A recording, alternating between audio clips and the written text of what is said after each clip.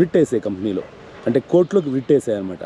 అప్పుడు హైకోర్టు ఏమి మనకు సొల్యూషన్ ఇచ్చిందంటే అది పెండింగ్లో ఉంది, కేసు అయితే పెండింగ్లో ఉంది, ప్రస్తుతానికి బైక్ ట్యాక్సీ చేసుకోవచ్చు, ఎలాంటి ఇబ్బంది లేకుండా, ఎవ్వరూ మనల్ని ఇబ్బంది పెట్టేక లేదు అని చెప్పేసి హైకోర్టు ఒక ఆర్డర్ అయితే పాస్ చేసింది.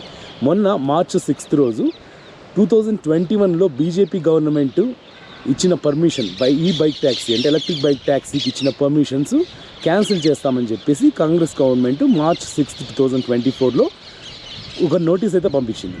ఆ నోటీస్ని పట్టుకొని కొంతమంది లీడర్స్ అసోసియేషన్ అంటే ఆటో డ్రైవర్ అసోసియేషన్స్ వాళ్ళు ఏం చేశారంటే అన్ఎడ్యుకేటెడ్ ఆటో డ్రైవర్స్ని వాళ్ళని రెచ్చగొట్టి బైక్ ట్యాక్సీ రైడర్స్ మీద అరాచకాలు మొదలెట్టారు.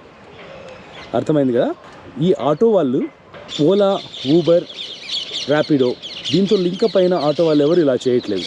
ఓన్లీ స్టాండ్స్లో ఉంటారు కదా, స్టాండ్లో ఒక